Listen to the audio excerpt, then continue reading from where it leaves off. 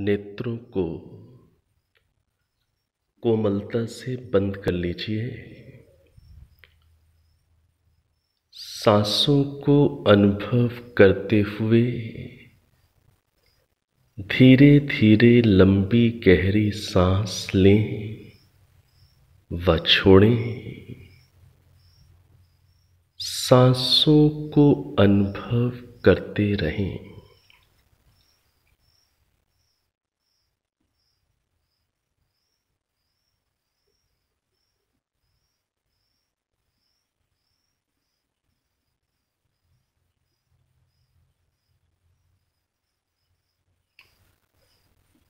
अब मिलकर प्रभु के निज नाम ओम का उच्चारण करेंगे। लंबी गहरी सांस भर लीजिए।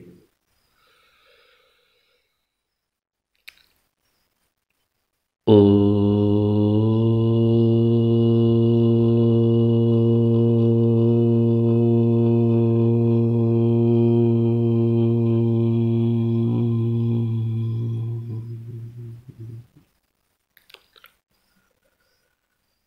सहना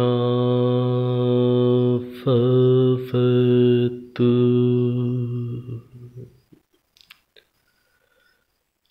सहनौ भुनक्तु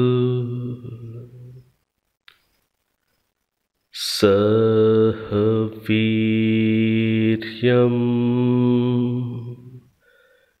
करवावहै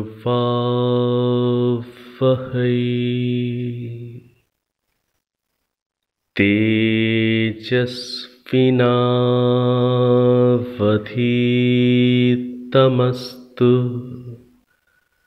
मा विद्विषावहै।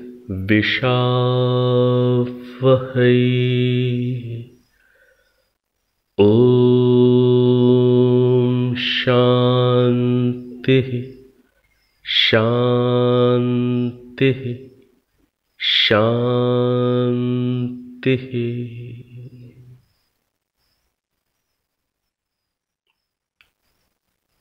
अब आप अपने नेत्र खोल सकते हैं। पिछली कक्षा के अंदर हम लोगों ने ऋग्वेद के 10वें मंडल को समझना प्रारंभ किया। 10वें मंडल से परिचित होते हुए हम लोग ऋग्वेद के 10वें मंडल के 10वें सूक्त तक पहुंच गए थे। जो 10वां सूक्त है उसका नाम यम यमी सूक्त है और यम यमी सूक्त का गलत अर्थ पूर्ववर्ती सायण आदि भाष्यकारों के द्वारा प्रस्तुत किया गया। और जैसा कि हमने पिछली कक्षा में समझा था कि आख्यान सूक्त, संवाद सूक्त, यम यमी एक संवादात्मक सूक्त है जिसमें दो व्यक्तियों के परस्पर के संवाद को प्रदर्शित करते हुए ज्ञान विज्ञान को प्रस्तुत किया जाता है। उसे संवाद सूक्त कहते हैं। तो यम यमी को महर्षि दयानंद सरस्वती जी ने और आर्य विद्वानों ने यम और यमी की प्रस्तुति पति पत्नी के रूप में की और पति पत्नी के रूप में यम और यमी की प्रस्तुति के साथ यम यमी ये जो संवाद है ये दिन और रात्रि के विज्ञान को भी प्रकट करने वाला है। दिन और रात्रि, यम दिन के रूप में और यमी रात्रि के रूप में, तो आलंकारिक रूप से इस सूक्त के अंदर यम यमी संवाद में दिन और रात्रि का विज्ञान है और गृहस्थ धर्म का शिक्षण आलंकारिक ढंग से किया गया है। इस दृष्टि से यम यमी सूक्त को न समझने के कारण कि यम यमी सूक्त के अंदर गृहस्थ धर्म का शिक्षण दिया जा रहा है आलंकारिक ढंग से और दिन रात्रि के विज्ञान को प्रदर्शित किया जा रहा है, इस चीज को भली भांति न समझने के कारण यम यमी सूक्त में कहीं भ्राता ऐसा शब्द आने के कारण जो पूर्ववर्ती आचार्य हैं उन्होंने यम यमी संवाद को भाई बहन के संवाद के रूप में प्रस्तुत कर दिया और भाई बहन का संवाद बहुत अश्लील ढंग से वहाँ पर प्रस्तुत कर दिया, जिस कारण से जो पाश्चात्य भाष्यकार हुए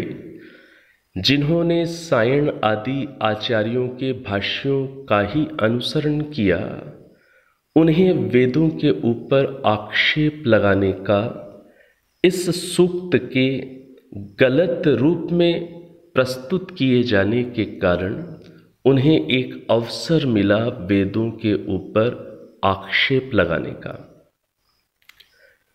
तो पिछली कक्षा में भी हम इस विषय में संक्षेप में हम बात को समझ चुके हैं कि किस प्रकार से इस सूक्त का चित्रण भाष्य गलत ढंग से प्रस्तुत कर दिया गया, जिससे पाश्चात्य भाष्यकारों ने वेदों के ऊपर आक्षेप भी किए और इस प्रकार के स्थलों को विशेष रूप से लोगों के समक्ष प्रस्तुत करके लोगों के दृष्टि में वेद का अवमूल्यन भी करने का प्रयास किया गया।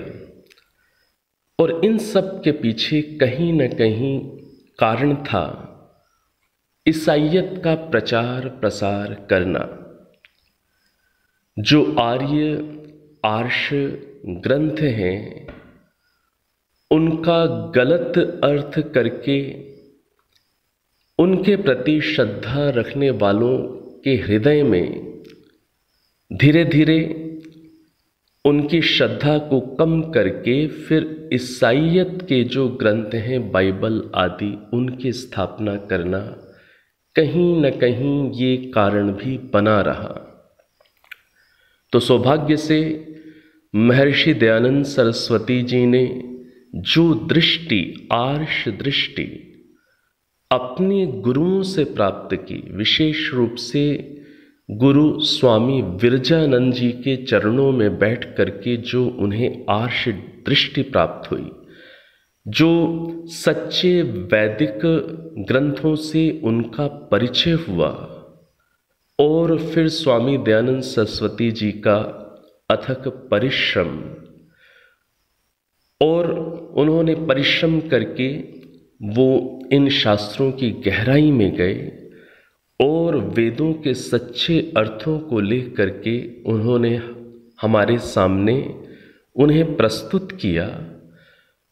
निरुक्त और निघंटु और ब्राह्मण ग्रंथों की शैली का अनुसरण करते हुए महर्षि दयानंद सरस्वती जी ने वेदों के सच्चे अर्थों को प्रकाशित किया और महर्षि दयानंद सरस्वती जी की परंपरा के फिर आगे के विद्वानों ने महर्षि दयानंद सरस्वती जी से प्राप्त ज्ञान विज्ञान के आधार पर उन्होंने फिर आगे वेदों के बचे हुए भाष्य को पूरा किया। तो इस रूप में ये सौभाग्य है कि हमें वेदों के सच्चे दार्शनिक सिद्धांतों से परिचित होने का अवसर मिला।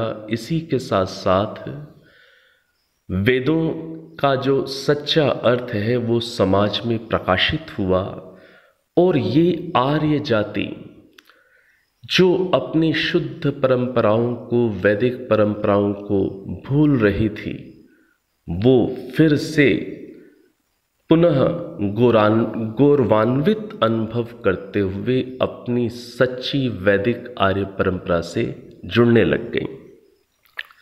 तो यम यमी संवाद ये दिन रात्रि के विज्ञान को और गृहस्थ धर्म के शिक्षण को अलंकारिक रूप से समझाने वाला ये सूक्त है।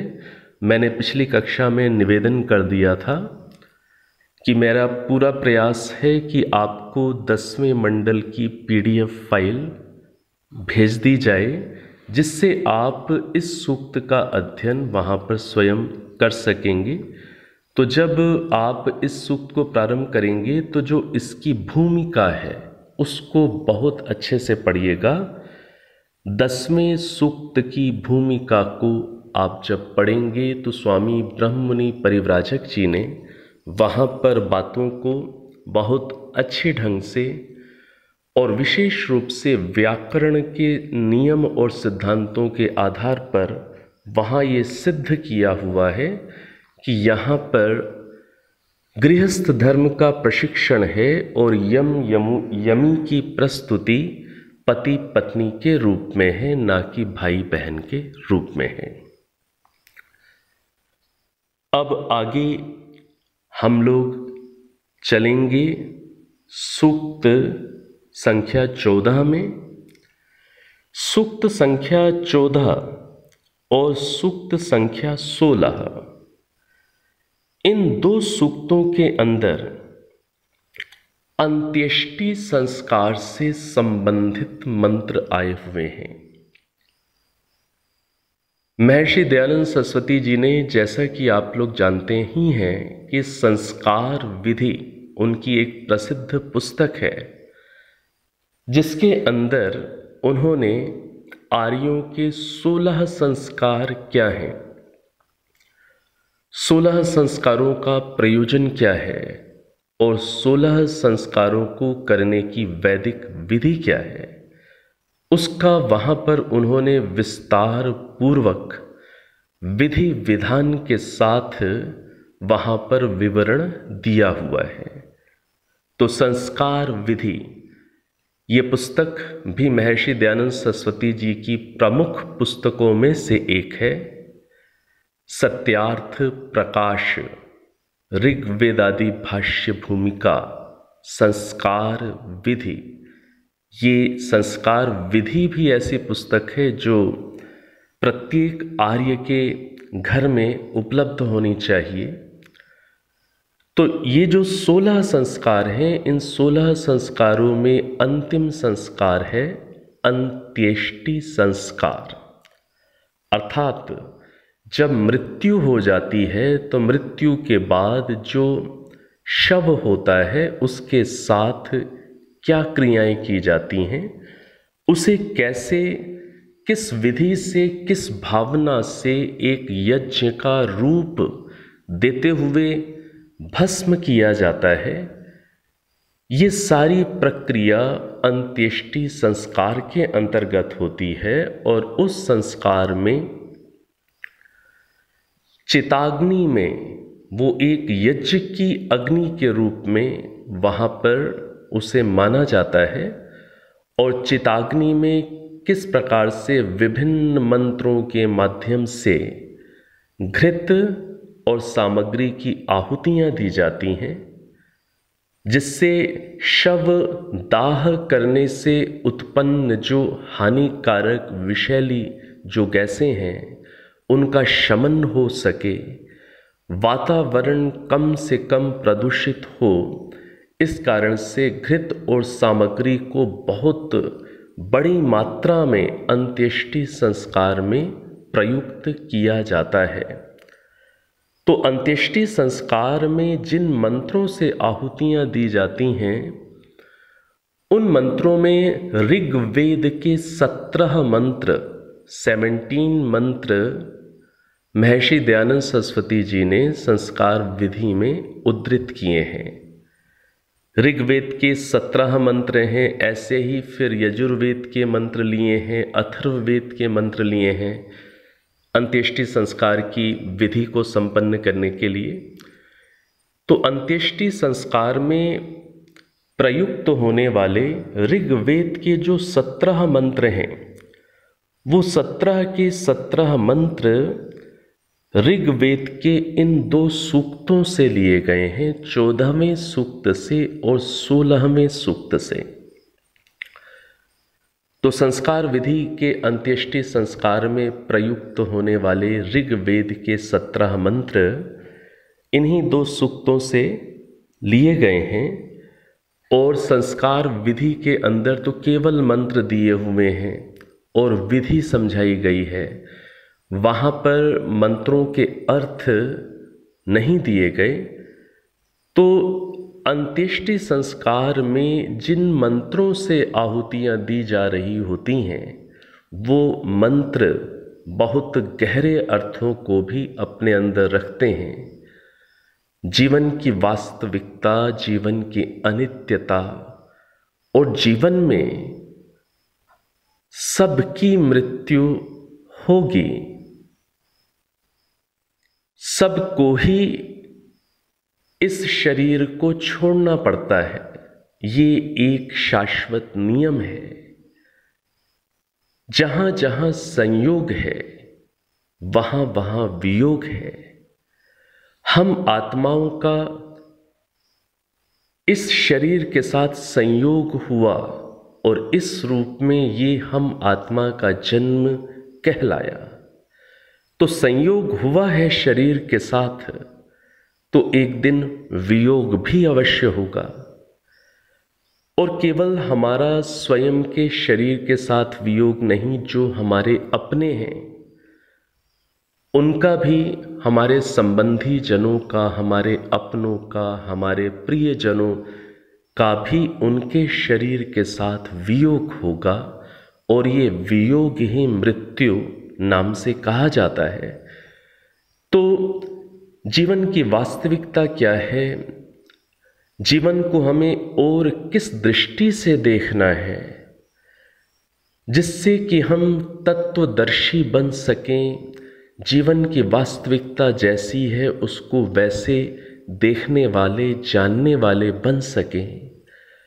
जब हम जीवन को जैसा है वैसा ही समझ करके जीते हैं, तब हम अंदर इतने तैयार रहते हैं, तब हम अंदर इतने तात्विक दृष्टि में, तत्व ज्ञान में स्थिर हो सकते हैं कि वियोग जैसी घटनाओं पर हम अंदर अविचलित रहें, अप्रभावित रहें।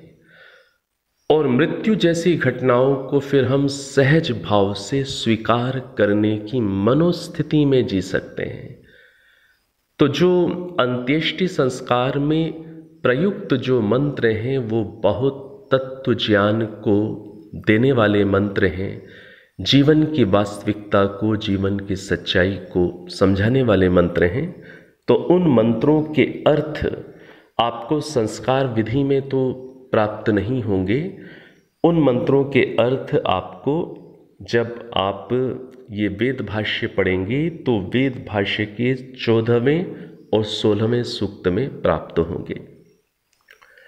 तो उदाहरण के रूप में कुछ मंत्रों को मैं यहाँ पर लूँगा और उन मंत्रों का अर्थ भी हम समझने का प्रयास करेंगे।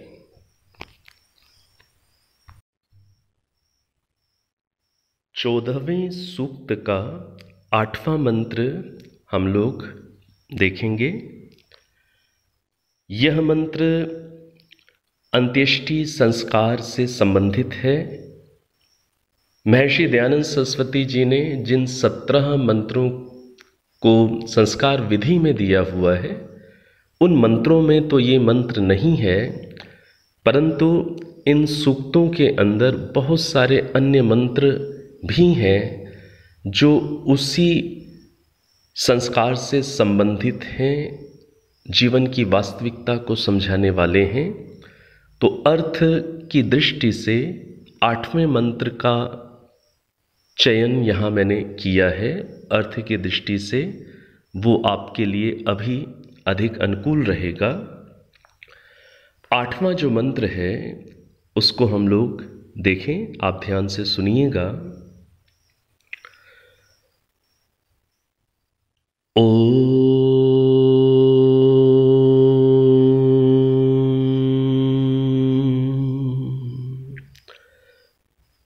संगच्छस्व पितृभिः संयमेनेष्टापूर्तेन परमे व्योमन् हित्वा यावत्यं पुनरस्तमेहि संगच्छस्व तन्वा सुवर्चाः। ॐ संगच्छस्व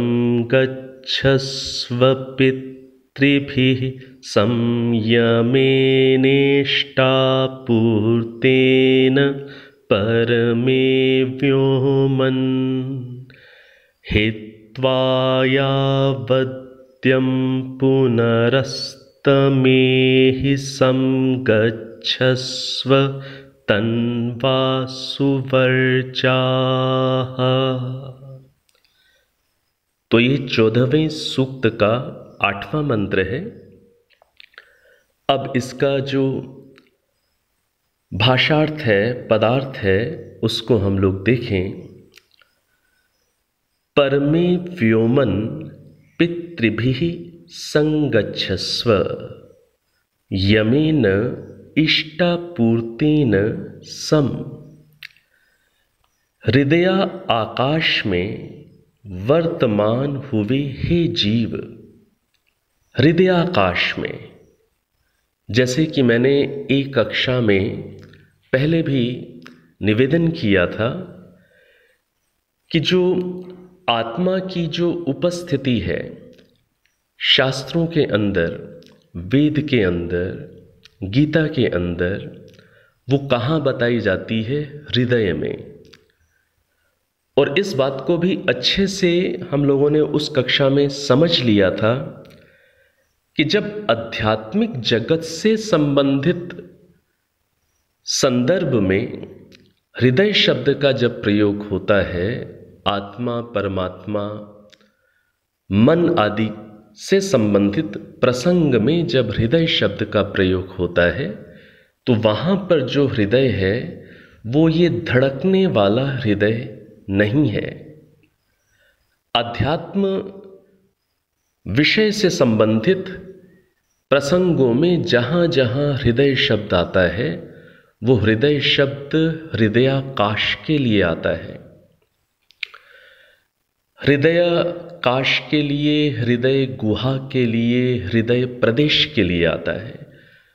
जैसा कि महर्षि दयानंद सरस्वती जी ने ऋग्वेद आदि भाष्य भूमिका के उपासना प्रकरण में बहुत स्पष्ट रूप से हृदय प्रदेश को वहाँ पर उन्होंने इंगित किया है, संकेत उस स्थान का किया है। और वो स्थान क्या है?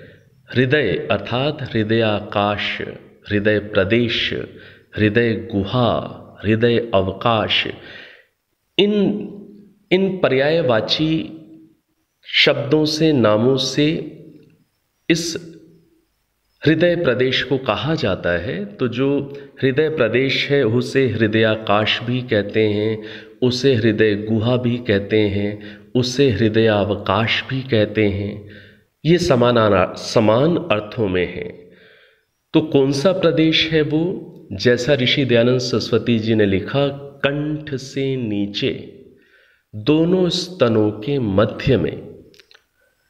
और इसको आसानी से समझने के लिए आपका अपना जीवन का अनुभव स्वयं का, हम सभी का है, जहाँ पर हम फीलिंग्स को अनुभव करते हैं, जहाँ पर आप विशेष रूप से भावनाओं को अनुभव करते हैं, जहाँ पर प्रेम का भाव, करुणा का भाव, आत्मीयता का भाव आप अनुभव करते हैं, अपनत्व का भाव आप अनुभव करते हैं।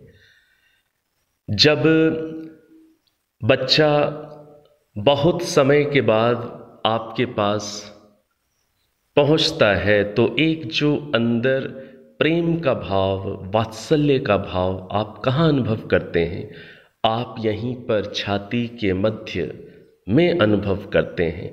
इसी प्रकार से जब कोई प्रिय जन, कोई बहुत प्रिय व्यक्ति जिसे आप बहुत प्रेम करते हैं, वो जब बिछुड़ता है तो उस वियोग के समय में, उस बिछुड़न के समय में भी आप विशेष रूप से जो फीलिंग्स अनुभव करते हैं वो ऊपर मस्तिष्क के प्रदेश में अनुभव नहीं करते। वो आप कहाँ अनुभव करते हैं? अपने छाती के मध्य में अनुभव करते हैं। तो वहाँ पर छाती के मध्य में जो फीलिंग्स का जो केंद्र है, वो केंद्र क्या कहलाता है आध्यात्मिक जगत में? हृदय। उसे हृदयाकाश भी कहते हैं, उसे हृदय गुहा भी कहते हैं। तो जो छाती के मध्य में, वक्ष स्थल के मध्य में जो फीलिंग्स का केंद्र है, वहाँ पर आत्मा का स्थान है।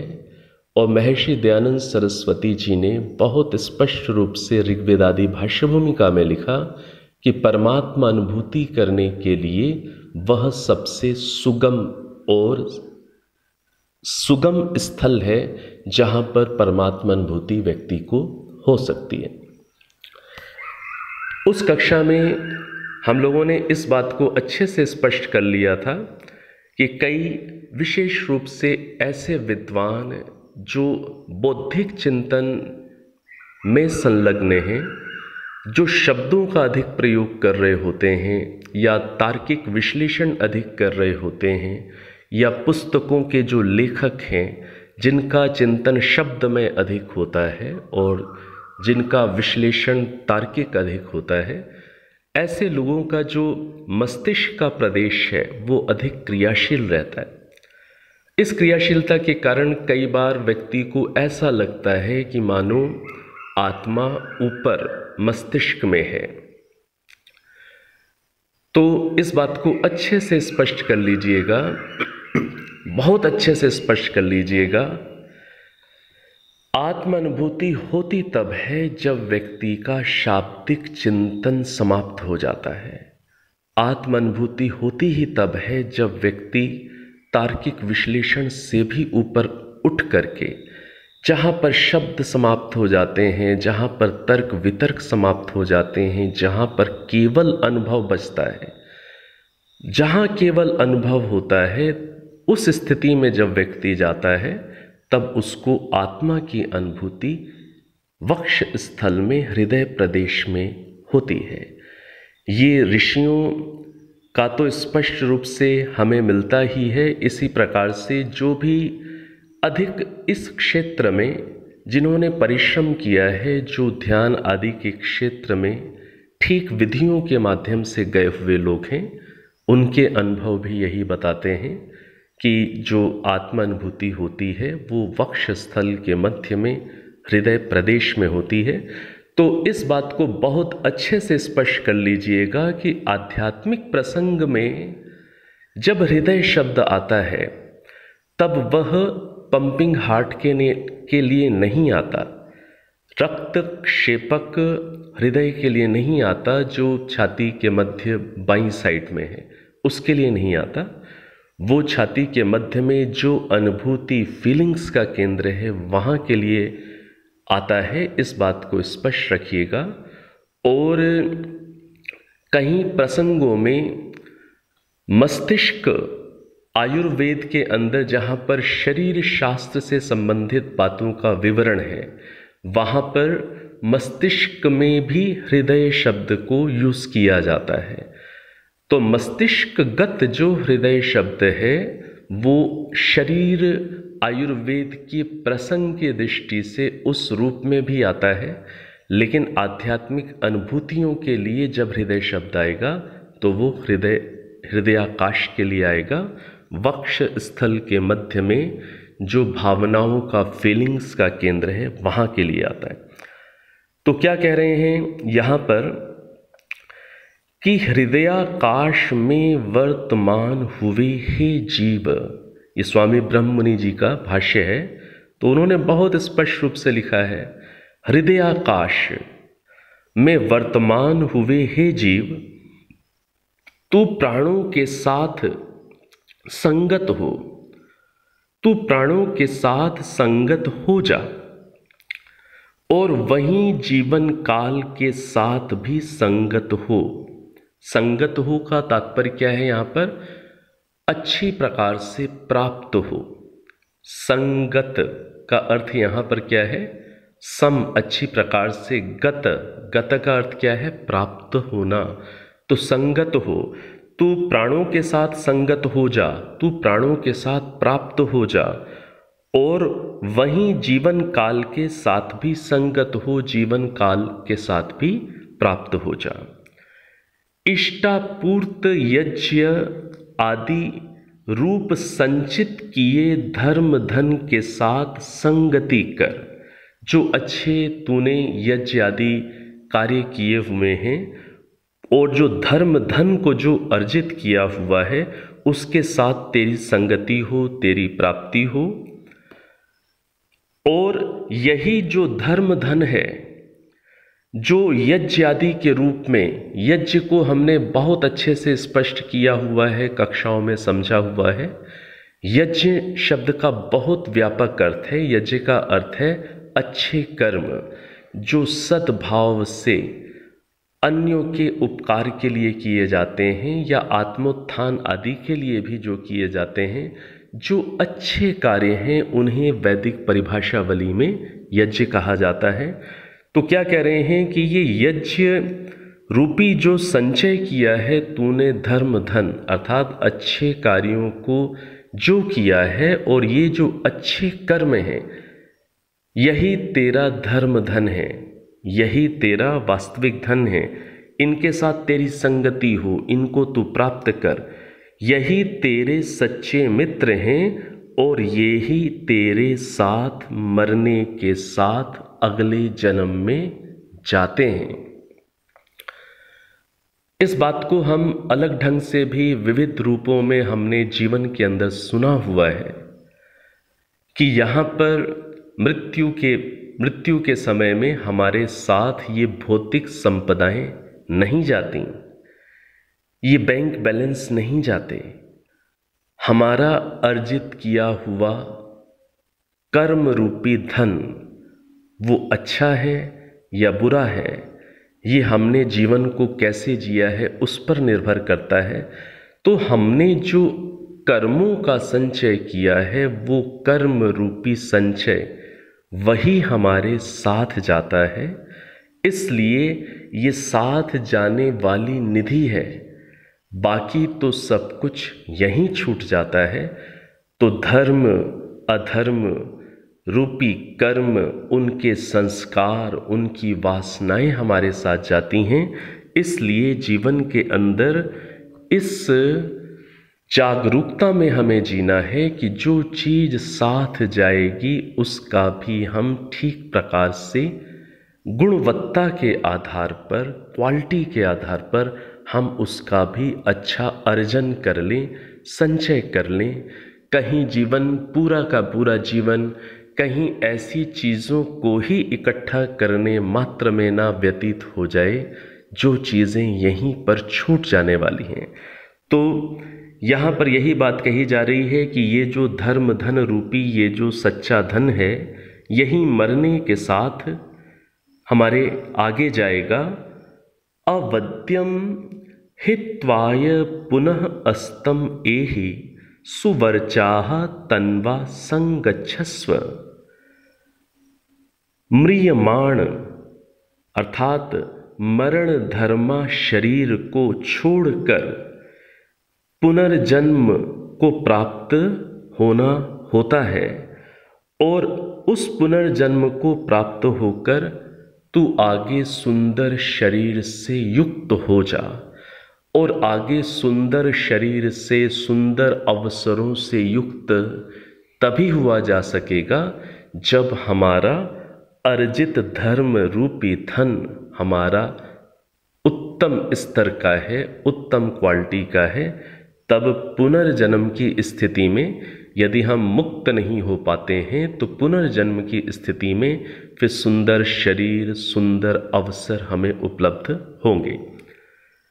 भावार्थ क्या है इसका? प्रत्येक जीव वर्तमान देहपात के अनंतर, देहपात अर्थात जब शरीर नष्ट हो जाता है, तो प्रत्येक जीव वर्तमान देहपात के अनंतर पुनः प्राणों और जीवन काल से संगत होता है, उससे जुड़ता है, उनको प्राप्त होता है और कर्मों के अनुसार पुनः नूतन नाड़ी आदि से युक्त शरीर को धारण करता है।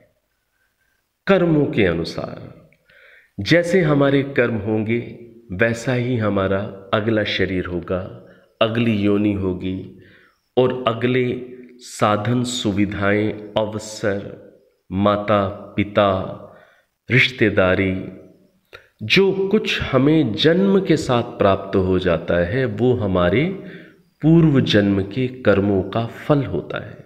जो कुछ भी हमें जन्म के साथ प्राप्त होता है, क्या कौन सी योनि प्राप्त हुई, मनुष्य योनि प्राप्त होती है या पशु पक्षी योनि प्राप्त होती है, जो भी योनि प्राप्त होती है और फिर जो भी साधन उपलब्ध होते हैं, ये सब जो हमें जन्म के साथ प्राप्त होता है ये हमारे पूर्व जन्मों के कर्म के फल के रूप में होता है।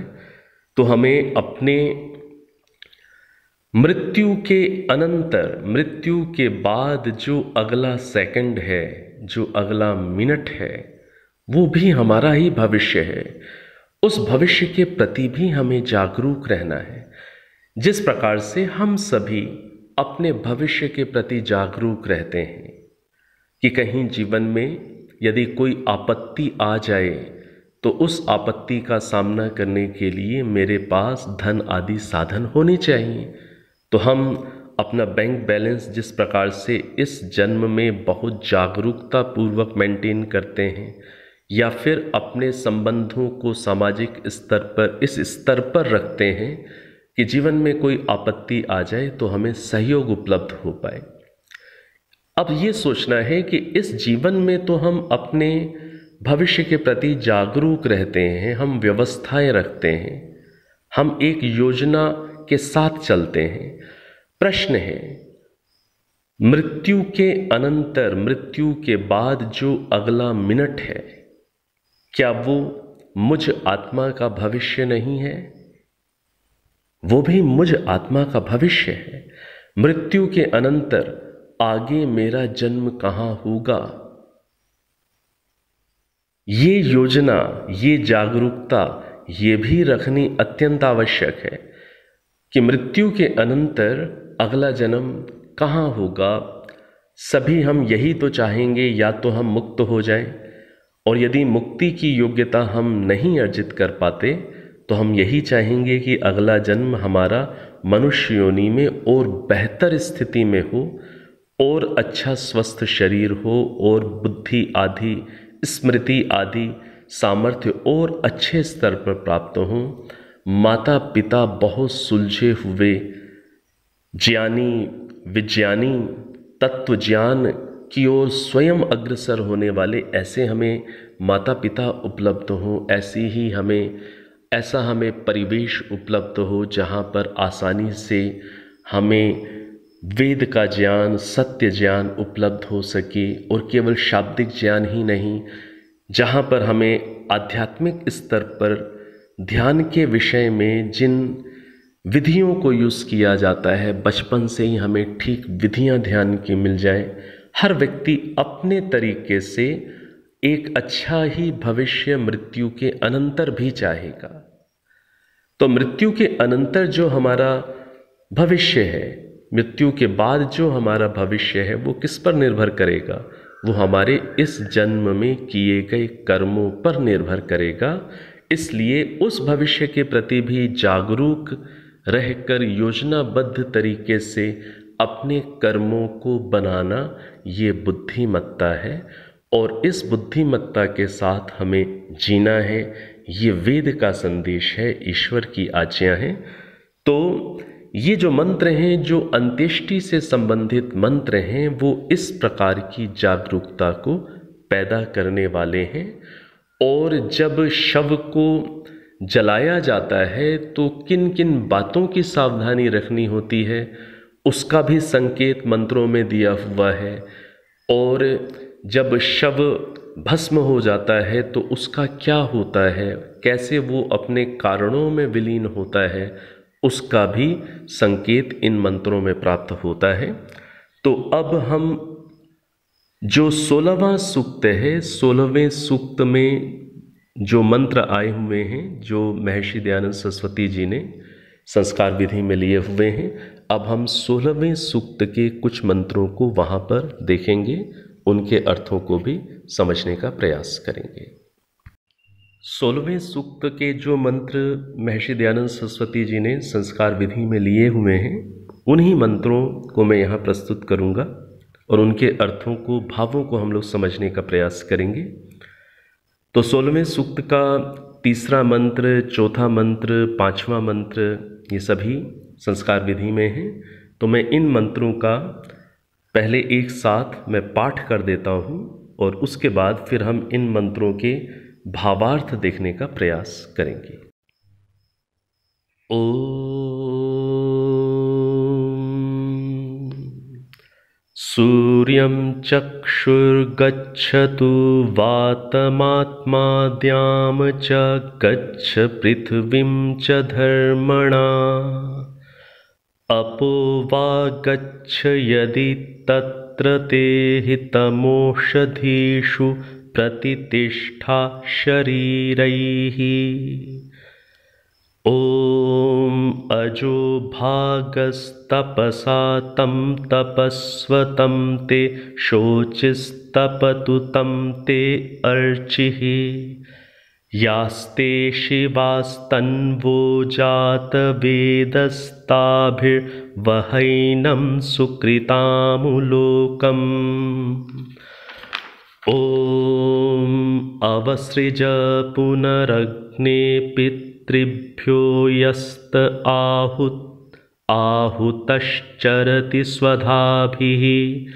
आयुर्वसान उपवेतु शेषः संगच्छतां तन्मां जातवेदः।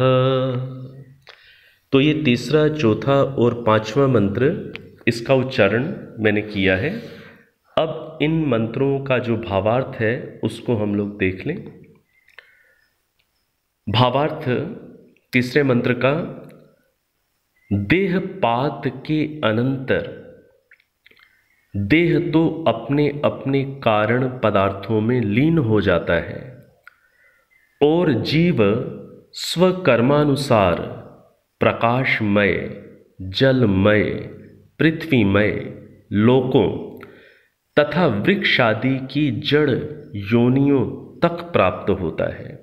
तो क्या कह रहे हैं कि देहपात के अनंतर, अनंतर अर्थात बाद, देहपात के अनंतर देह तो अपने अपने कारणों में लीन हो जाता है और जीव स्वकर्मानुसार प्रकाशमय, जलमय, पृथ्वीमय लोकों तथा वृक्षादि की जड़ योनियों तक प्राप्त होता है।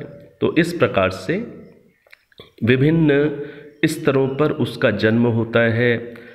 प्रकाश प्रधान लोकों में भी उसका जन्म हो सकता है, जल में भी उसका जन्म हो सकता है, पृथ्वी में भी उसका जन्म हो सकता है।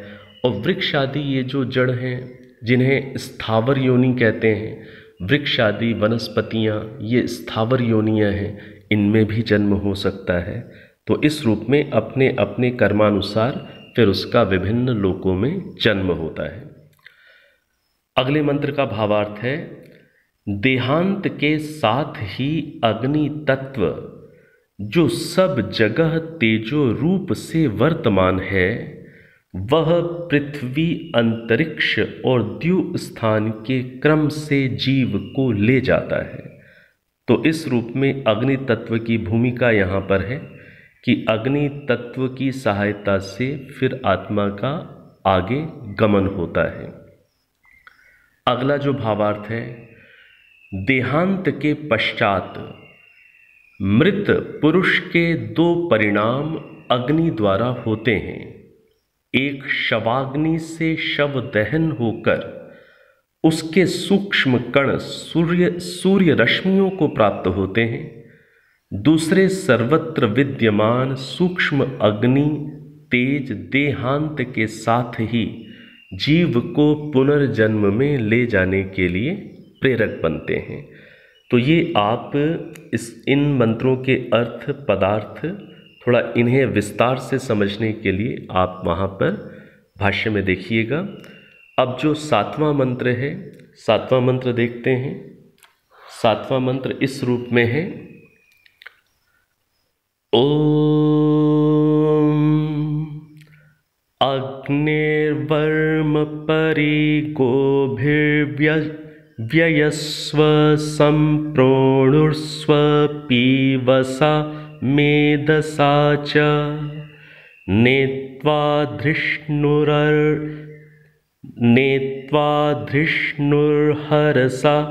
जहृषाणो दध्रिक् विधक्ष्यन् पर्यङ्ख्याते। ओम अग्निर्वर्म परिगोभिर्व्ययस्व सम्प्रोणुस्व पीवसा मेधसा च नेत्वाधृष्णुर्हरसा जहृषाणो दध्रिक् विधक्ष्यन् पर्यङ्ख्याते। ये 7वां मंत्र और 7वें मंत्र का जो भावार्थ है वो सुनिए। भावार्थ, शव दहन वेदी का परिमाण इतना होना चाहिए, शव दहन वेदी का परिमाण इतना होना चाहिए कि मृत शरीर सुगमता से पूरा आ जावे और उसके प्रत्येक नस नाड़ी मांस चर्बी आदि अंशों में अग्नि का प्रवेश भली प्रकार हो सके।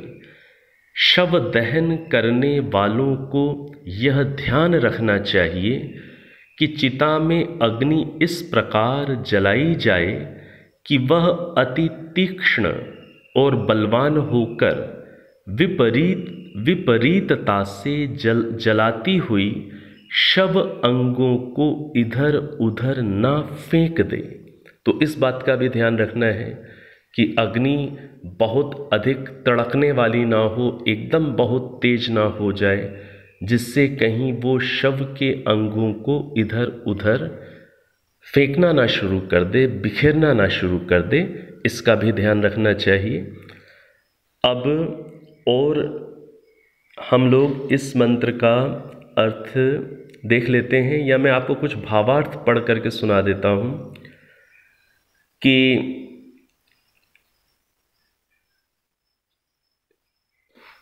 चिताग्नि में दी हुई होम आहुति प्रेतहारों के भीतर घुसी शव गंधग्नि के संपर्क को हटाती है। कि जो चिताग्नि में जो होम की आहुतियाँ दी जाती हैं, तो जब हम होम की आहुतियाँ देते हैं अर्थात घृत और सामग्री आदि की आहुतियाँ देते हैं, तो जो शव की जो गंध है वो जो प्रेतहारों के शरीर में प्रविष्ट होती है। यहाँ पर दो शब्दों को हमें समझना होगा। एक शब्द समझना होगा प्रेत किसे कहते हैं, और दूसरा शब्द समझना है हमें प्रेतहार। तो जो डेड बॉडी होती है, जो शव होता है जिसमें से आत्मा निकल गई, उस शव को क्या बोलते हैं? प्रेत। उस शव को क्या बोलते हैं? डेड बॉडी को क्या बोलते हैं? प्रेत। प्रेत, प्रेत का अर्थ क्या होता है? संस्कृत भाषा बहुत ही वैज्ञानिक भाषा है। संस्कृत भाषा आपको उस शब्द के अंदर छिपे हुए अर्थ को समझा देती है। प्रेत शब्द का अर्थ क्या होता है? जिसमें से आत्मा निकल गई। किसमें से आत्मा निकल गई? शरीर में से आत्मा निकल गई। अब जिसमें से आत्मा निकल गई है, उस शव को, उस डेड बॉडी को क्या बोलते हैं? प्रेत। जब इस रूप में संस्कृत भाषा के अनुसार शब्दों के मीनिंग्स की क्लैरिटी नहीं होती, तब फिर प्रेत के नाम पर लोग एक बड़ा ही अंधविश्वास पैदा कर लेते हैं, कई भ्रामक मान्यताएं पैदा कर लेते हैं कि प्रेत रूप में आत्मा घूम रही है, भटक रही है। ऐसा नहीं है। प्रेत शब्द का मीनिंग ही ये होता है। क्या मीनिंग होता है प्रेत शब्द का? जिसमें से आत्मा निकल गई। तो किस में से निकल गई? शरीर में से निकल गई। अब शरीर जो बचा है वो क्या है? वो शव है, वो डेड बॉडी है। उस डेड बॉडी को क्या बोलते हैं? प्रेत। और प्रेत हार किसे कहते हैं? उस डेड बॉडी को जो उठा करके ले जाने वाले लोग हैं, या उस डेड बॉडी को जो जलाने वाले लोग हैं, उसका दहन करने वाले लोग हैं, वो सब क्या कहलाते हैं? प्रेत हार। डेड बॉडी को, शव रूपी प्रेत को उठाकर ले जाने वाले, उसे जलाने वाले लोग क्या कहलाते हैं? प्रेतहार। तो जब चिताग्नि में जब होम की भी आहुतियां दी जा रही होती हैं, तो क्या होता है कि जब घृत की आहुतियां दे रहे हैं, जब सामग्री की आहुतियां दे रहे हैं, तो इनसे उठी हुई सुगंधी और जो उस समय अच्छी गैसेस इस कारण से उत्पन्न हो रही होती हैं, जब आप गोघृत की आहुतियां देते हैं, जड़ी बूटियों की आहुतियां देते हैं, तो जो प्रेतहारों के भीतर जो शव की जो गंध सूक्ष्म रूप में प्रवेश कर जाती है, उस गंध को ये आहुतियां और इनसे सुगंधित जो अच्छा जो उत्पन्न हुआ वो उसको हटा देती है, और जिससे उनके जीवन प्राण में खराबी नहीं आती, जिससे उनका जो जीवन जो प्राण है वो स्वस्थ बना रहता है, उसमें खराबी नहीं आती। और यदि विधि विधान के अनुसार यदि अच्छे स्तर पर घृत की आहुतियाँ नहीं दी गईं, सामग्री की आहुतियाँ नहीं दी गईं, और ऐसे ही शव का दहन कर दिया गया, तो उस समय जैसा आसपास का जो वायुमंडल बनता है, जैसी वहाँ पर दुर्गंधित जो स्थितियाँ बनती हैं, वो जीवन को क्षय करने वाली होती हैं, प्राण के स्तर को बिगाड़ने वाली होती हैं। तो क्या कह रहे हैं कि इन आहुतियों के कारण जीवन प्राण में खराबी नहीं आती, और किंतु सूक्ष्म होकर ऊपर आकाश में शव गंध छिन्न भिन्न हो जाती है, और जो शव की जो दुर्गंधी है वो ऊपर उठ करके फिर वो भी नष्ट हो जाती है।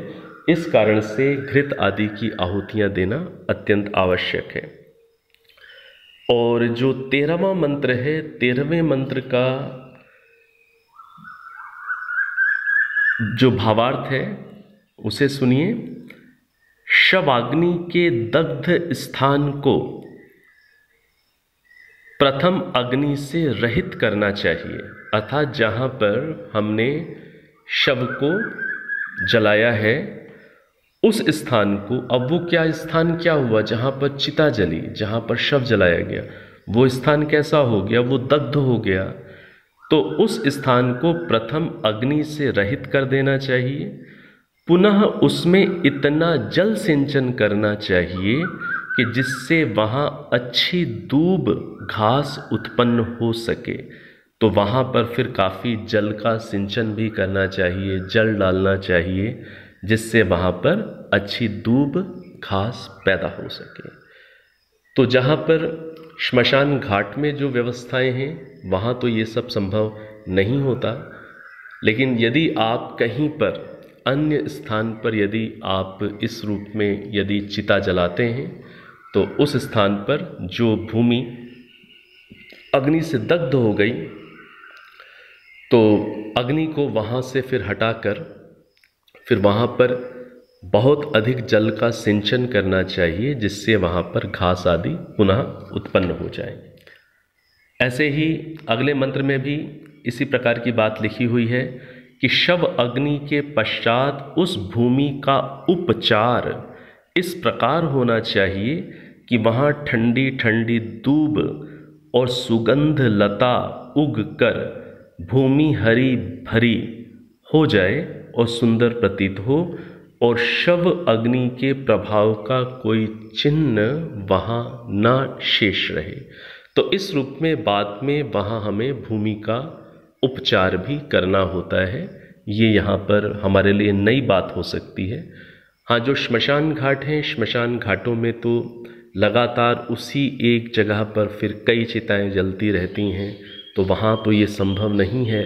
हाँ, कोई अलग यदि कहीं पर अंत्येष्टि क्रिया को करते हैं तो वहाँ पर फिर उन्हें इस रूप में भूमि का उपचार कर देना चाहिए।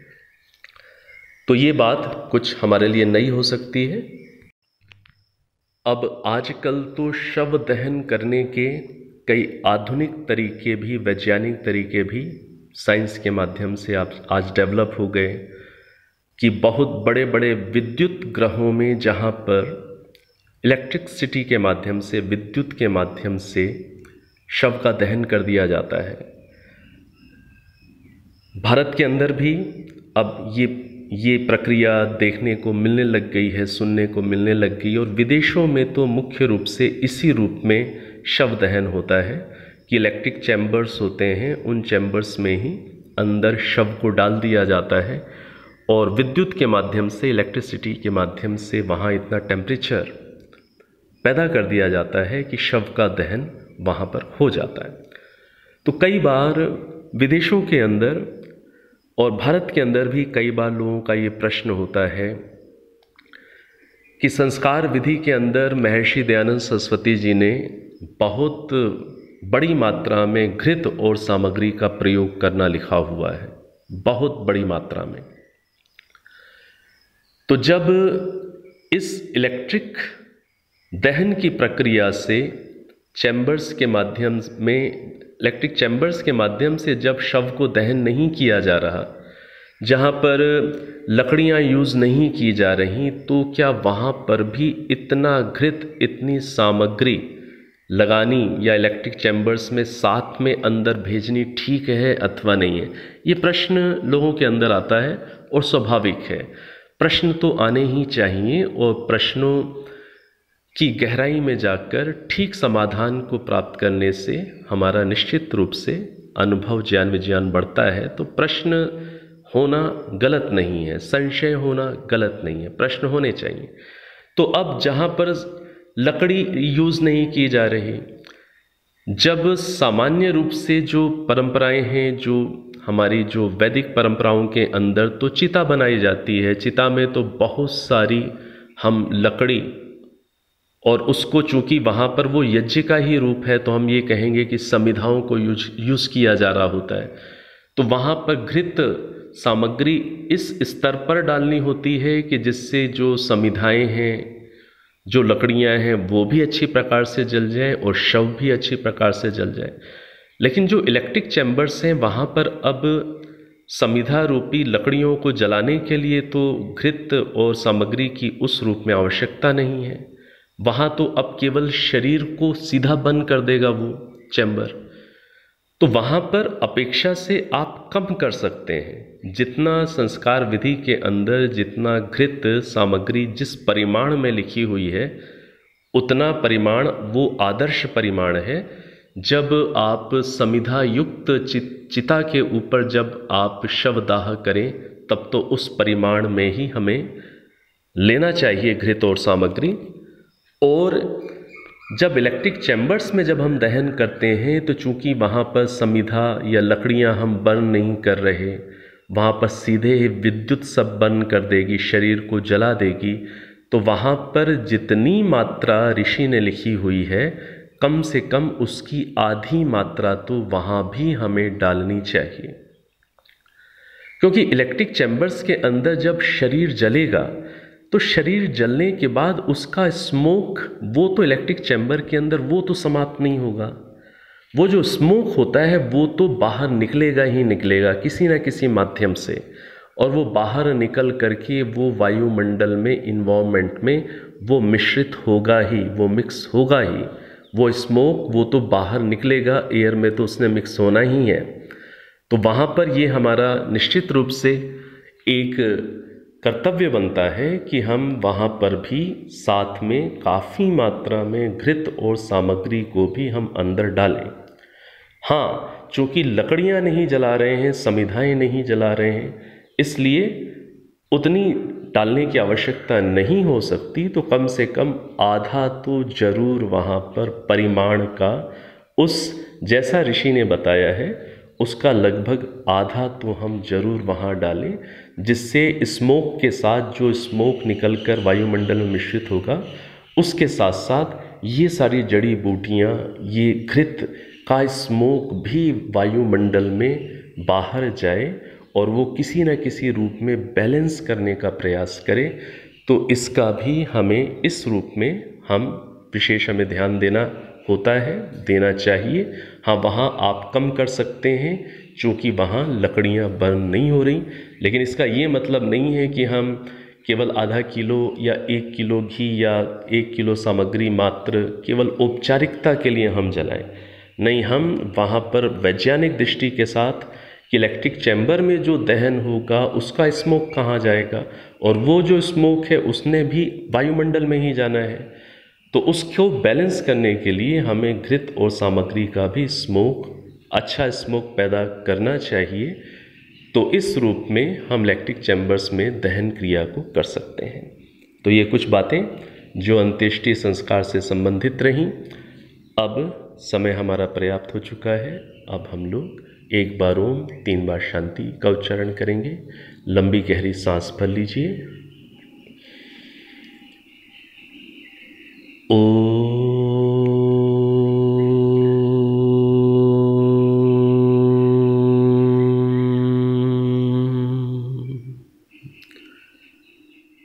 शांति शांति शांति।